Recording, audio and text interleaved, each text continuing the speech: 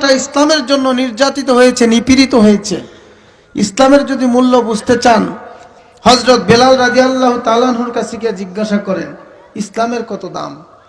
তিনি কালেমা পড়ার অপরাধে, ইসলাম গ্রহণ করার অপরাধে বাবা তাকে মরুভূমির উত্তপ্ত বালুর মধ্যে চিৎ কইরা শুয়াইয়া, গলার মধ্যে রশি লাগাইয়া দুষ্ট ছেলেরা মরুভূমি দিয়ে তাকে টানে।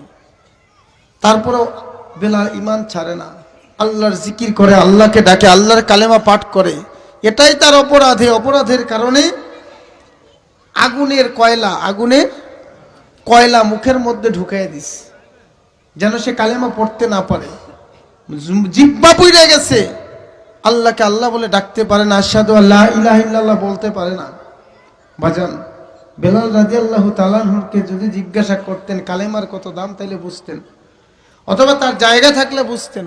ফেরাউনের নাম আপনারা শুনছেন নি? ফেরাউনের ঘরে একজন দাসী ছিল, বাদী। ফেরাউনের দাসী, ফেরাউনের বাদী, এক আল্লাহর উপরে ঈমান এনেছে। কার উপরে? আল্লাহর উপরে ঈমান আনার অপরাধে যখন ফেরাউন জানতে পারছে তার ঘরের মানুষ তাকে খোদা মানে না, এটা কি সে সহ্য করতে পারে?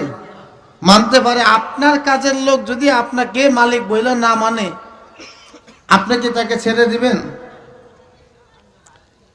তো ফেরাউনের বাড়ির কাজের মহিলা মুসা আলাইহিস সালামের আল্লাহর উপরে ঈমান আনছে।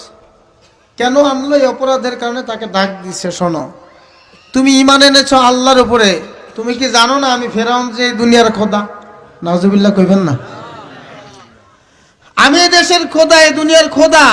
আমার কথায় নীল নদের পানিয়া কখনো জোয়ার হয়, কখনো ভাটা হয়, আমার কথায়, আমার হুকুমে।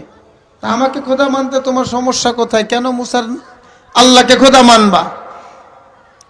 তখন সে বলেছে, আমি এক আল্লাহকে আমার সৃষ্টিকর্তা বলে স্বীকার করে বিশ্বাস করি, দুনিয়াতে আর কাউকে আল্লাহ বলে স্বীকার করতে পারি, সৃষ্টিকর্তা বলে স্বীকার করতে পারি।